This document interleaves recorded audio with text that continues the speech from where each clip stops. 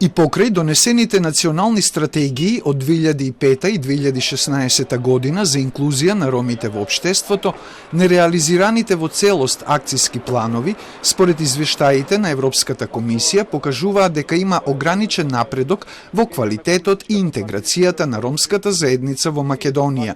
Последниот извештај на State Departmentот нотира дека ромите во нашата земја не ги остваруваат основните човекови права без евиденција во матичните книги.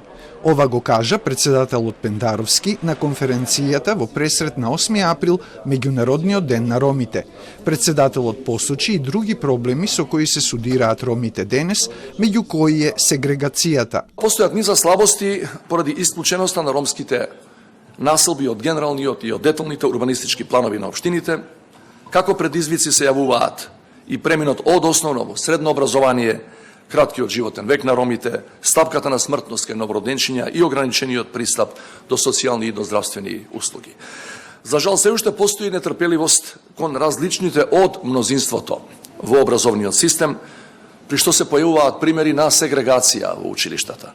Иако постојат деца роми кои се уште питачат по улиците, тоа е само една слика за најсиромашните ромски семејства.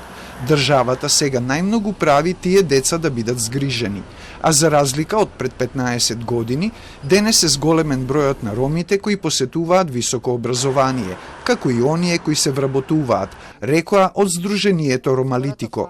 Во образованието пред 15 години можевме да изброиме 5 студенти роми. Во универзитетите сега веќе имаме база од 200 студенти, што тоа е еден индикатор од многуте, што представува индикатор за успех како оваа стратегија нашла механизам, искреирала механизам кој што функционира, односно дава резултат за понатаму. Истото можам да го кажам и во делот на вработување. Во делот на вработување се прават дополнителни напори, а ромите повратници да бидат повторно во пазарот на трудот, да бидат реинтегрирани. Дека се посветува повеќе внимание на подобрување на квалитетот на образованието на ромите, потврди и министерот за образование.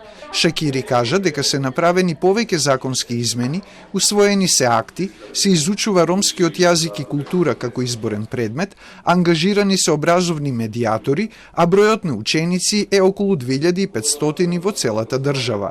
Сепак треба да се работи на надминување на проблемите на ромите, дополни тој.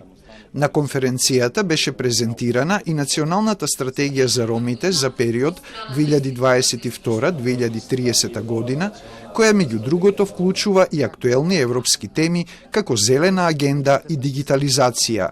Во сите области, како и евалуација и процесот на